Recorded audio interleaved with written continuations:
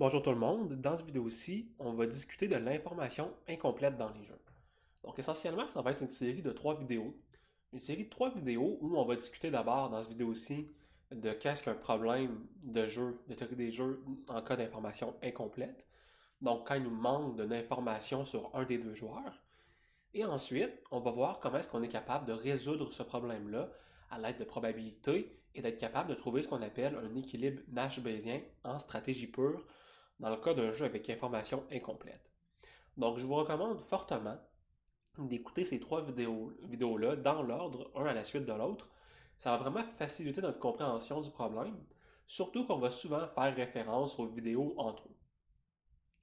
Je vous avertis également, j'ai mis moins d'animation dans ces vidéos-là, parce que les équilibres Nash-Bayésien, c'est généralement quelque chose qui est un petit peu moins bien compris.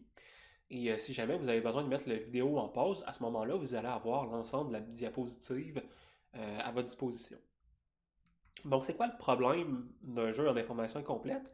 Essentiellement, c'est qu'on a l'équivalent d'un troisième joueur qui est la nature.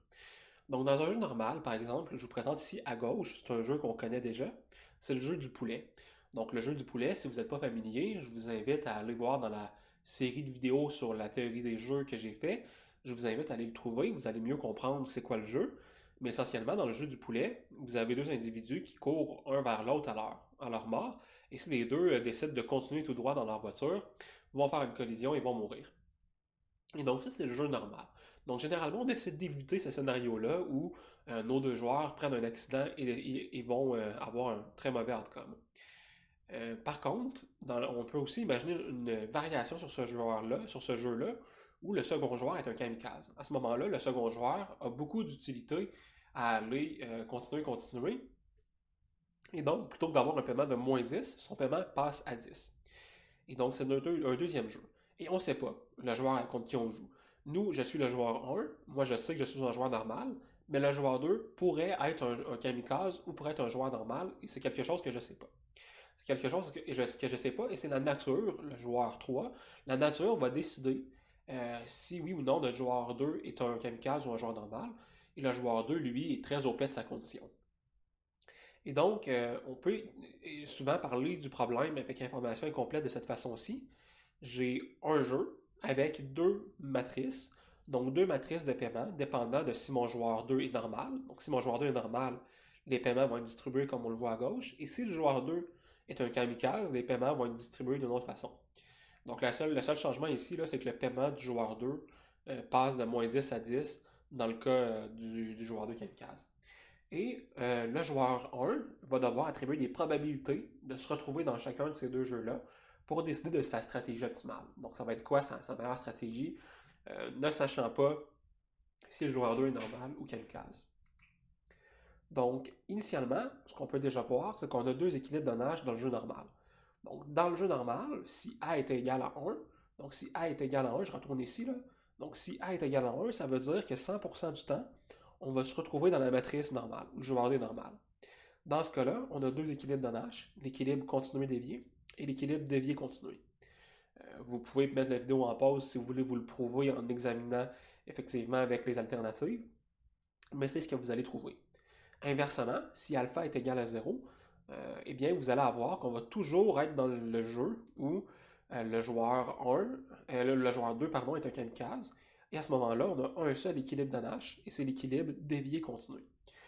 C'est le seul équilibre parce qu'on se rend compte que pour le joueur 2, la stratégie déviée, c'est une stratégie qui est strictement dominée. Donc le joueur 2 ne jouera jamais dévié, il va toujours continuer si c'est un kamikaze. Et à ce moment-là, le joueur 1, sa meilleure réponse, ça va être de toujours dévier. Et donc, si on n'est pas certain, la réponse va devoir varier entre ces deux équilibres-là. Est-ce qu'on va avoir un seul équilibre de Nash, comme on aurait dans la solution où on est sûr de jouer contre un kamikaze, ou est-ce qu'on aurait deux équilibres de Nash, comme on serait certain dans un cas où on joue contre un joueur normal? Pourquoi est-ce que c'est important les jeux Nash-Bayésien? Eh bien, parce que il y a beaucoup de situations dans la vie où on a des incertitudes comme ça. Je vous réfère à ce titre-là à l'article séminaire de Market for Lemons de Hackerloft, qui lui a valu d'ailleurs un prix Nobel éventuellement, sur les marchés des voitures usagées.